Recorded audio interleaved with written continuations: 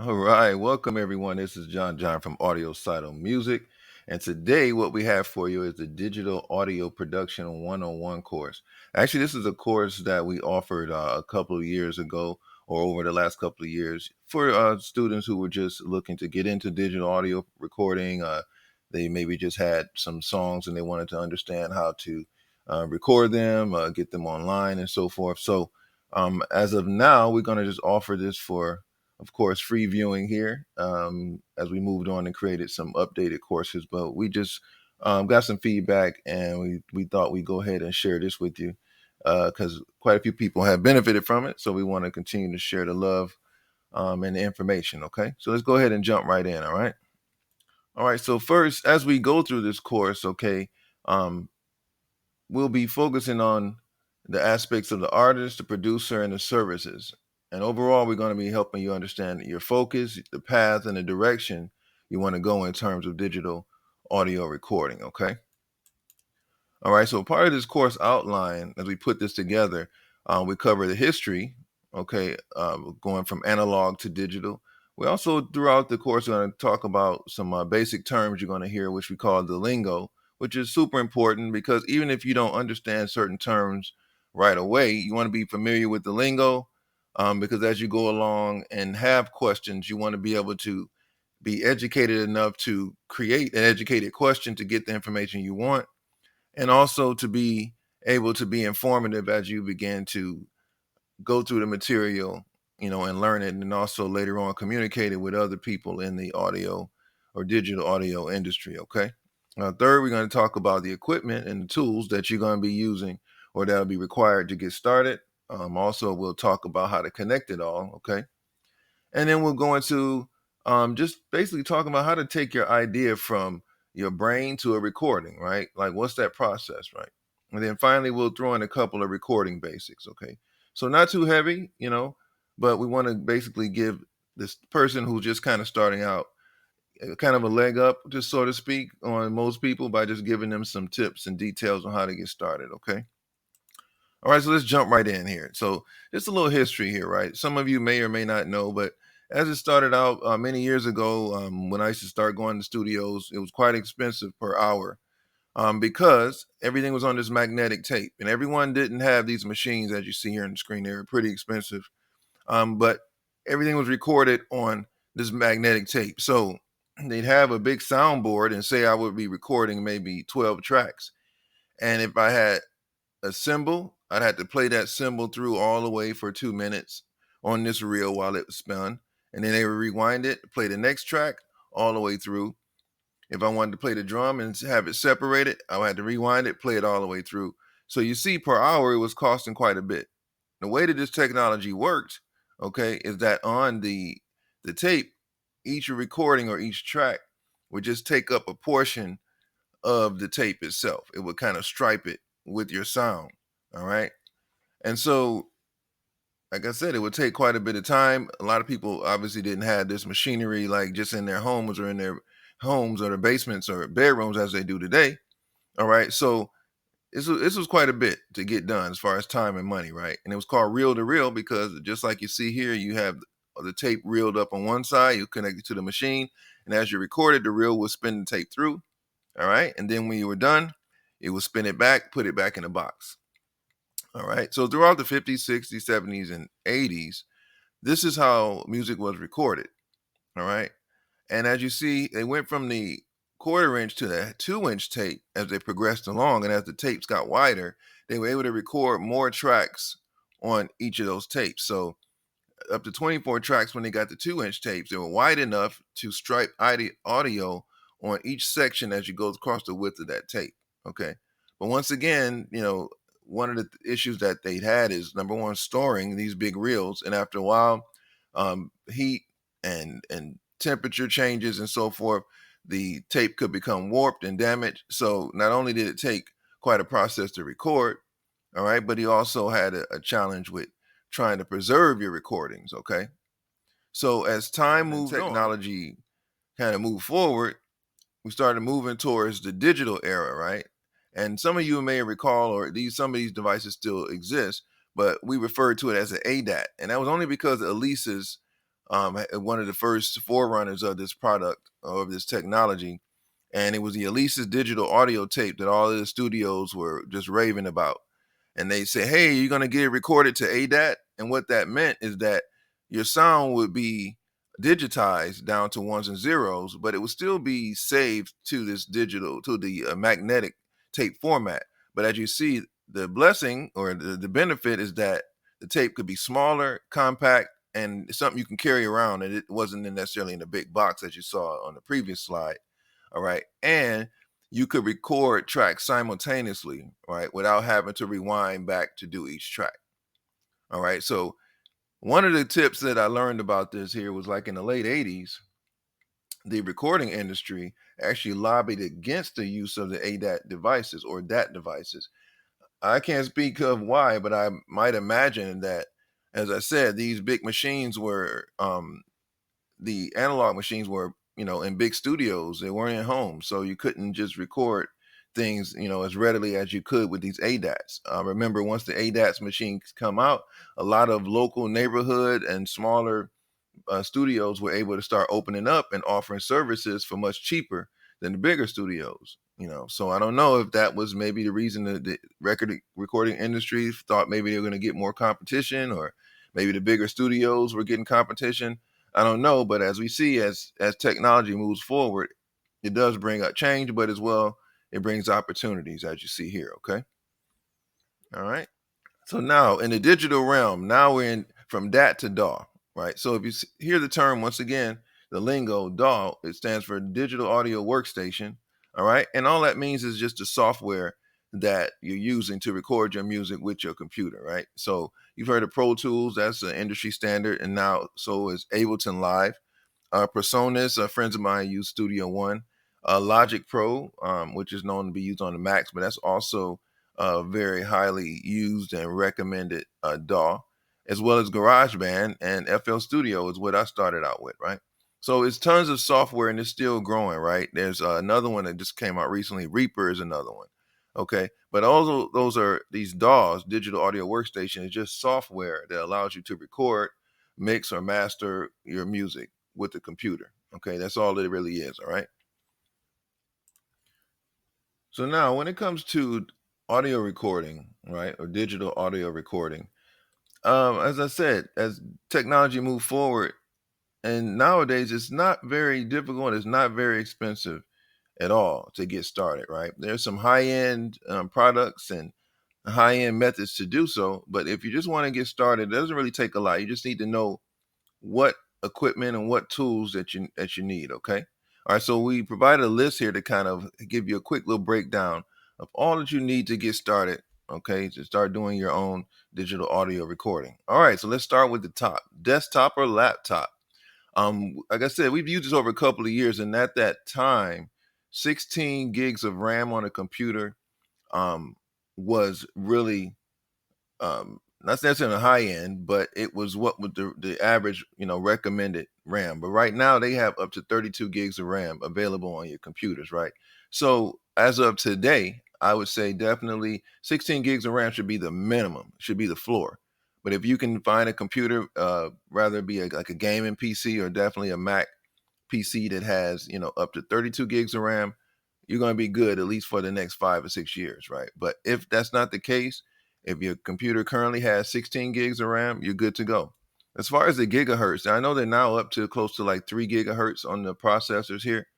All right. But at least with 2.2, at least 2 gigahertz processor, you're doing fine. As long as this computer is not heavily used for a lot of other applications at the same time.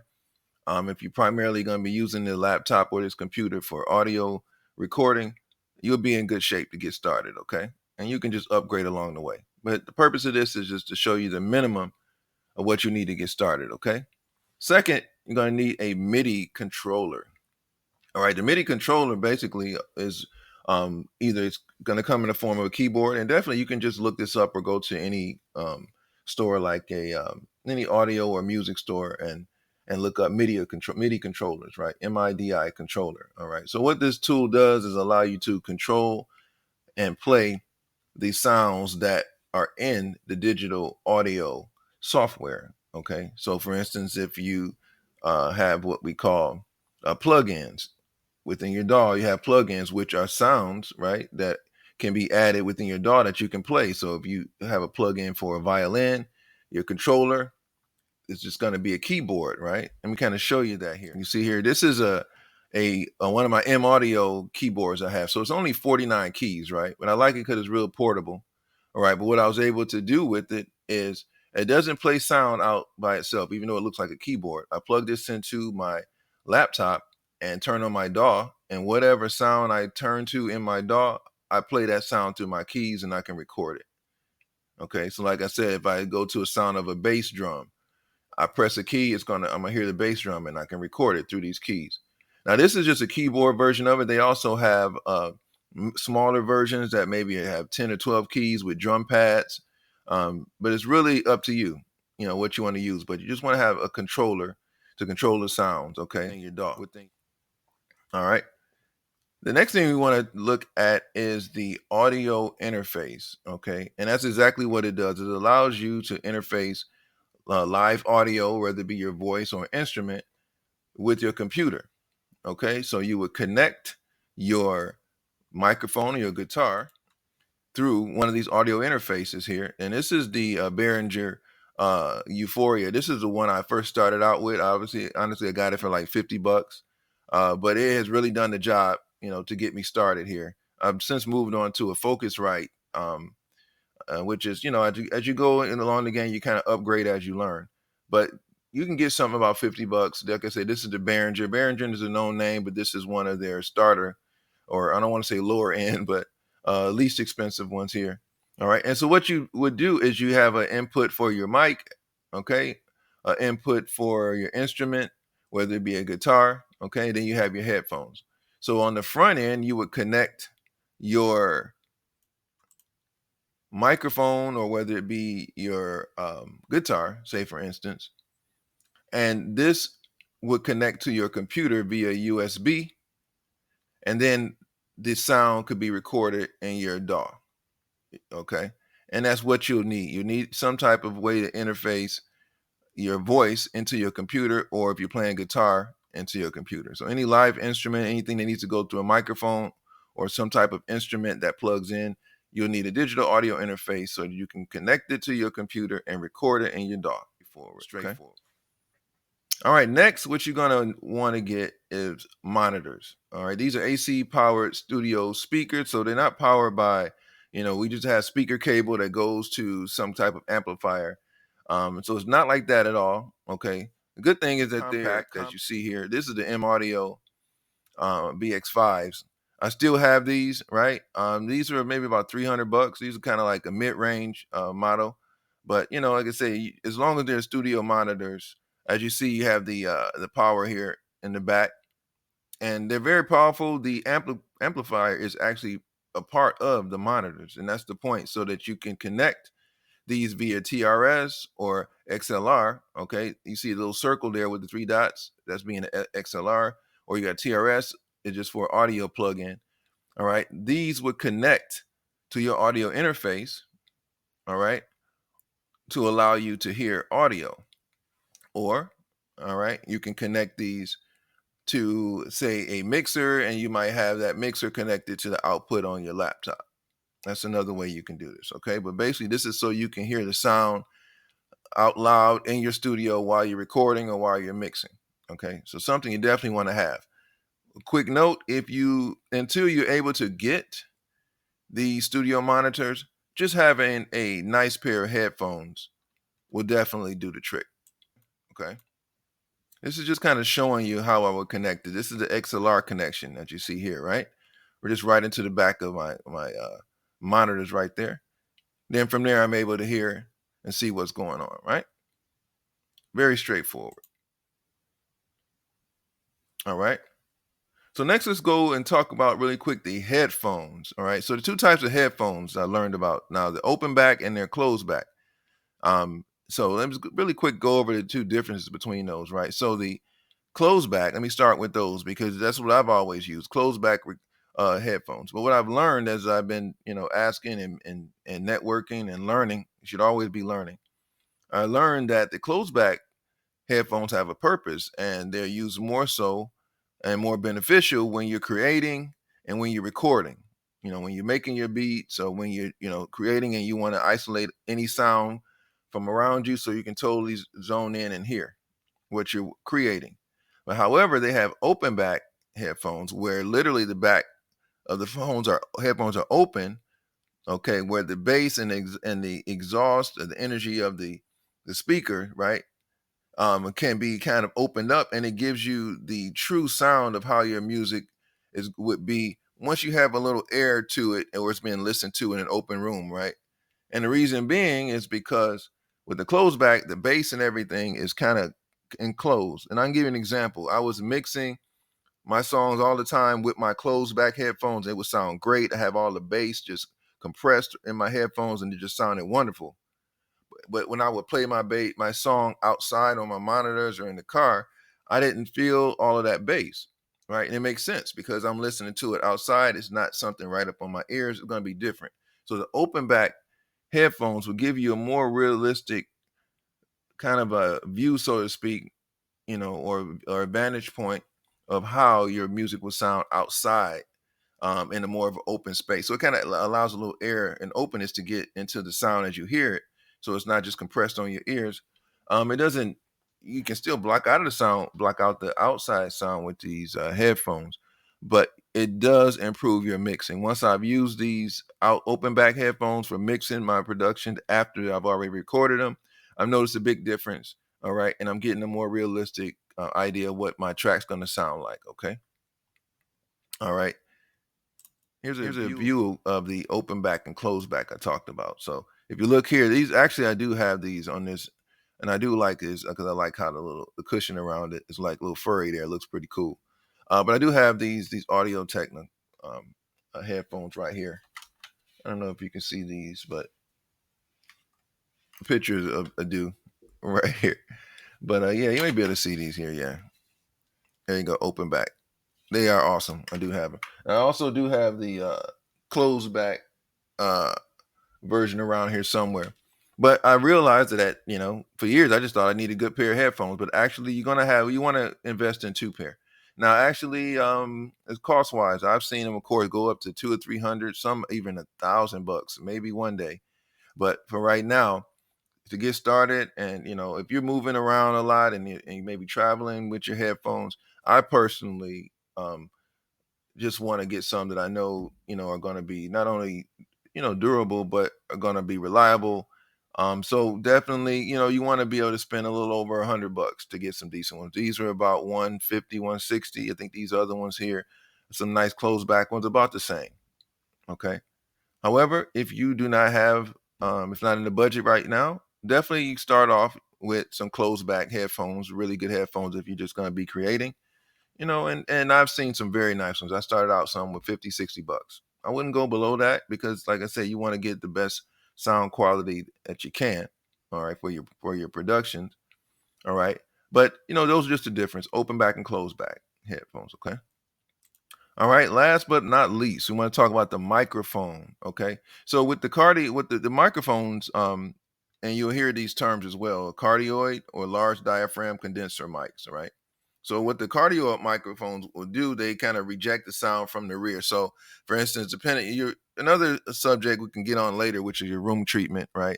Because obviously if wherever you're recording, you want to be conscious of the walls, or you may definitely want to get some type of sound deadening materials, but I can add that in another session because that's an entirely different training. But the microphone type is very important, because if you get the cardioid mic, you have the mic that is meant for you to talk directly in it, and it's designed so it keeps any sound from behind the mic or any other background sound from getting into it, right? So that's what I have right now, and it actually sounds pretty good. I can talk into the mic and even be a ways from it, but the sound is drawn right to the inside of the mic, to the front of it rather, and you're not picking up any of the background noise. Okay. These mics as well, they again can be, go up to a couple of grand, or like the one I have now, I was willing to invest, a little over $100. So you can get started. Like I say, they have some nice starter kits for about, $60, $70. Okay, with the little mic stand, and as long as it's a condenser mic, okay, for recording, you'll be fine. Okay. All right. So this is kind of just shows an example of the one I have here with the little foam kitchen, foam cushion off here. So in this particular kit, it came with with the stand and the cable didn't come with, came with the mic. It came with the stand and everything all in one kit. And like I said, I think maybe I spent maybe $100. Actually, it was Amazon. I hit them up.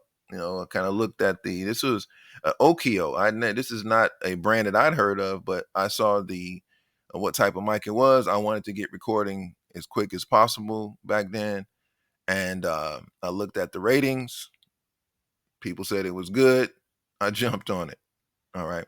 But you can definitely continue to do research as with any product. Is always bigger, better, and nicer products out there if you want to take a look. Okay.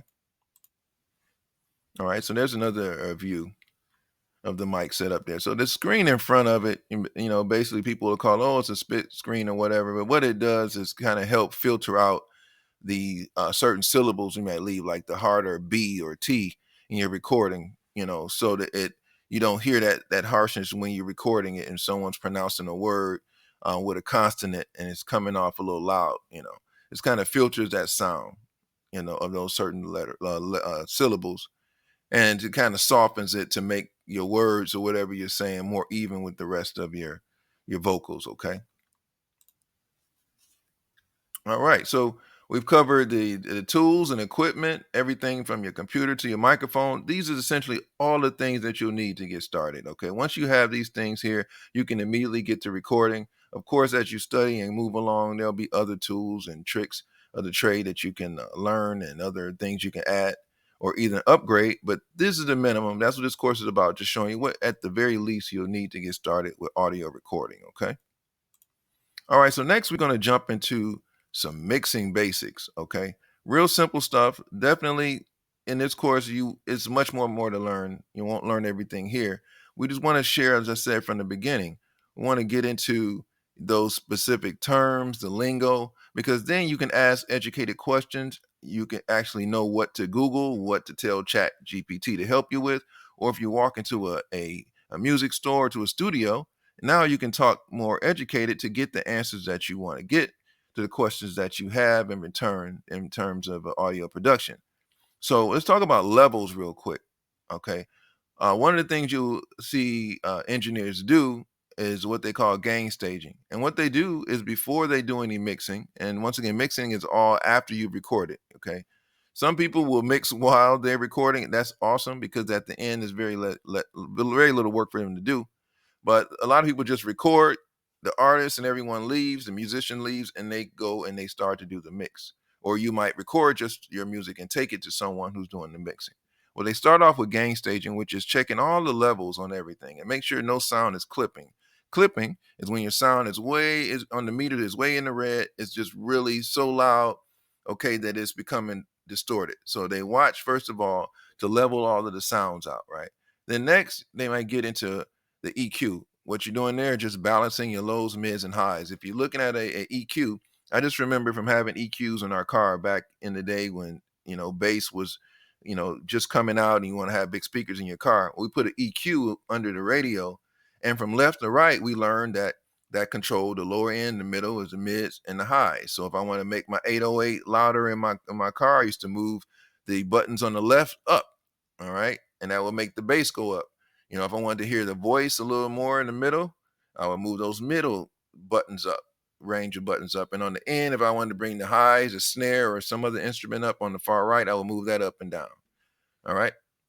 Compression. Now, see, I put that -6 dB. There's some really simple rules to the game. It can be complicated, but once you understand it, you'll learn that certain people, will have certain recommendations. But as far as using a compressor, okay, what that does is, as I mentioned, like the clipping and the highs of the songs, with the compression, what that does is help level out any sounds that might be peaking up to a certain part, and it kind of levels everything out. So you can set a compression at a certain rate. So if the sound hits a certain decibel, all right, it will not allow it to surpass that range that you set for it. All right, so it kind of levels out the sound overall. Definitely, it's some other sessions that specifically will be provided to you for mixing, and we'll put those up next. But I put that neg 6 dB because I've learned, for me, I found that's what a sweet spot that I've used. So if I put my compressor at neg 6, okay, along with some other settings, I've learned that I can really get a nice loud sound with everything else, but it evens it out without having any clipping. Okay. On the reverb and delay. Now that is awesome. I always liked reverb and delay. Even back in the day when I used to DJ, I always wanted to put a little reverb on my voice and so forth. But later on, I learned how to use these, right? So one things we would do, one of the things I do is I put that on my, I don't put the reverb on every track, but on my vocals, I'll add it, a little reverb and delay to enhance it, to spread the voice out a little bit. And then on the master track, I might add an overall reverb to make the sound kind of stand out a little bit. And then last but not least, panning. Another excellent thing to know in terms of mixing. Panning, I've learned, is, say, for instance, it can be make your sound more dynamic. I've done this before with vocals, where I recorded vocals on 2 tracks, and I panned the vocals a little bit to the left and a little bit to the right. And when my client heard it, he began to understand, like, wow, you're making the music sound bigger. Because if everything was just lined up in the middle, it sounded loud and great, but to your ear, it sounded like everything's in the center of your head if you listen to it on headphones, right? But when you start learning how to just, don't be afraid, just pan some of your music, or some of your sounds rather, to the left and to the right with your headphones on, and it will expand it. And if you're listening, your mind and your ear will start to sense sounds a little bit farther to the right and to the left. So then you can be able to make your sound wider and bigger. So one of the tips I use with panning that I've learned, by the way, is keeping, my bass and drums and things like that in the center on mono and not on stereo. I learned that for some other experts told me that trick, and then with my vocals, I might have them just panned out just to the left or right of those bass and the kicks in the middle. And then if I have other instruments around it, maybe some violins or some other things I got going on in the background, I will move and pan those a little bit out to the right. So my ear can kind of listen to each of those sounds and hear them individually and not stacked up on one another if everything is just panned into the middle. Okay. So just a quick tip on that as well. All right. So here, this is on FL Studio. All right. So this was a while ago. This is what I was using. Okay. So these are just some of the settings that I was talking to you about. So if we look, this is my compression that I had set for different instruments. So if you look at my bass here, right now, my threshold, I've learned how to use a threshold a lot more. So on my later session, I'll show you that. But this is when I was first learning how to use this tool more efficiently. And you see my neg 6 for my gain. Okay, that's what I was setting for my -6 for my gain and my decibels, so I can turn my music up, but it was keeping it nice and clean, as well as far as being loud, right? So then my release and attack. Okay, those are the 2 important parts of compression. Okay, what the attack is, what I'm doing is, and it's in milliseconds, the ms, right? So I'm saying, if a sound reaches or tries to peak over that decibel that I have set, the neg 6, I want my compressor to kick in to, not, I want to say clip, but it kind of minimizes that sound from going over that decibel, right? And so within the first, within 10.3 milliseconds, right, I want that compression to kick in. So that's saying it's pretty quick. 10 milliseconds is really fast. So I'm telling it here to kick in fast, but the release of it is a 200 milliseconds, right? So basically what I'm doing here is going for a quick attack, right? But kind of ease off of the sound. And what that does is it allows the compression not to chop your music up to sound like it's, being cut and not smooth. It kind of smooths it out. So I want my attack to come in pretty quick because I don't want it to allow sound to go over my threshold, right? But when the compression backs off, I want it to ease off the sound so that you don't sense the compression going in and out, right? So really straightforward as far as I'm explaining it, but later on we'll go deeper into it. I'll do entire session that's just on compression and those mixing tips. All right. Let's look real quick at the EQ I talked about. Okay, as I said here, if you use a visual EQ, there are all types of EQs, but I like the visual EQ because I like to visually see what my music's doing. So in the light part, in the gray here, the gray bars is actually the music, the sound coming up, right? But on the left, you see I can control my bass. So if I move these knobs up and you see the line along the top, that was me adding more room for the signal to come up on the low end so that I can get more bass out of my sound. And I brought the wave down on the right because the sound came out with a lot of highs. And I want to balance that out. So I would bring the knobs down to kind of minimize the sound of my highs going up. So as I move from left to right, you'll see like those first, 6, 7 knobs there are buttons control the lows. The next 6, 7 in the middle is the highs, and the mid range was mostly like your vocals. If your vocals were sounding like kind of harsh, you can kind of lower those down and smooth the vocals out. And if you have high-end instruments like snares or violins on the far end, you can control those on the far end with your EQ. All right, so let's look at our this is a little bit of compression, a little closer. Matter of fact, so this is a -7, -6. That range is good. You can kind of look into, a lot of producers will give you some other tips. This release is terrible. This is definitely not what I would have this set at. But I wanted to use this to kind of show you what the standard compressor would look like and what they're used for. So you would set your gain as far. This is like the loudness of your sound, how loud you're allowing it to come in, and setting that threshold of the decibels that you want to allow. And then here you're able to kind of tame it with your attack, as meaning how soon you want the compressor to come in, and then the release is how soon you want that compression to back off. Right now, these ratios and the thresholds we can get into. This also helps, you know, um, with based on how much the ratio to how much the compression is applied, based on how much of the sound is coming in as far as the decibels you have set. So there's a formula for that, which we can cover next time. But basically, before getting into the deeper into the ratios and so forth, if you did a 1-to-1 ratio, that's fine to get started. And basically, you want to just begin to understand these three things, I would say, before you dive into these others, into the science of it, which is the gain, the release, and the attack. These threshold and ratio is super important, as mixers would tell you, but you want to kind of learn these three things first, and then I would say then jump into the threshold and changing the ratio. Because then if you change these, then once you understand gain, release, and attack, once you make changes to the ratio and the threshold, you'll know what to listen for, right? But just jumping in and changing these right now without understanding the gain, release, and attack is not going to help you. All right. Panning left and right. Well, before we do that, here's just some reverb settings, right? Now, as you see, there's tons of them, but the ones that I've used and learned about the most, of course, is setting the reverb, the percentage, right? Now, this is again in FL Studio, but the concept can be the same. So this is the general amount of reverb I want to start with, right? Okay, then I can control the decay of it, how long it's going to extend out. They have what's called a wet and the dry. It also controls how much the effect of the reverb as well, right? But I'm gonna tell you the two that I've used that help me the most. I'll go with a low reverb amount, maybe 10% as you see here, and then my room size. That instantly can let me, if I want to have it sound like it's in not only reverb, but I want to sound like it's in a wider space. I can increase the room size. Okay. A couple other things here you're going to see low cut and high cut. These have been very useful to me as well. So like if I'm hearing like some hissing sound, for instance, and not only in reverb, but just in your mix. And if you hear like a hissing sound in the background and you're trying to cut it out, maybe someone's singing some audio, it's not that great, but it's like a hissing in the background, for instance. You can use the high cut. What that does, okay, as you apply it, it will cut that higher frequency out, all right, and it cleans it up. Same thing with a low frequency. If you were getting something that just really has kind of a low hum to it, or something where it was just affecting the sound, you could kind of cut out.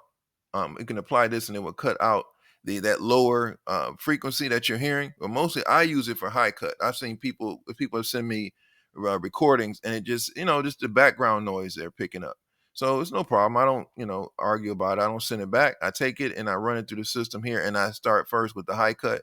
And each time it's taking out that hissing sound in the back, right? But just some quick things to look at on reverb. We'll cover these more in detail directly because this is all under the mixing course, okay? But just wanted to kind of give you a peek at some of these things. And I think next is the panning, right? So as you see here, these were two different tracks. As you see, this was my vocals I was telling you about. So you see I panned one to the left, a little bit to the right, okay? And along with just a hint of reverb, when you listen to it, it gave the effect that the vocals were more surrounding you, right, in the left and the right ear. And then that also opened up space in the middle for my other instruments, like my kicks and the drums and, those heavier instruments that I want to be more or less mono in the middle. And I was able to wrap the voice around it by just turning the pan to left and right. So definitely something you can experiment with, okay? It's going to be very handy. Next, it is the um, panning, right? So as you see here, these were two different tracks. As you see, this was my vocals I was telling you about. So you see I panned one to the left, a little bit to the right, okay? And along with just a hint of reverb, when you listen to it, it gave the effect that the vocals were more surrounding you. All right. So before we wrap up here, I'm going to just show you a few resources that you might want to get into, okay? Um, there's several out here, but these are some that I've personally used. So splice.com, very helpful for grabbing loops and other sounds that you can add to your DAW, okay, as well as Sound Gem. They have some excellent little games and so forth that teach you about audio mixing. So Sound Gem is very, very awesome because you can learn quite a bit about mixing.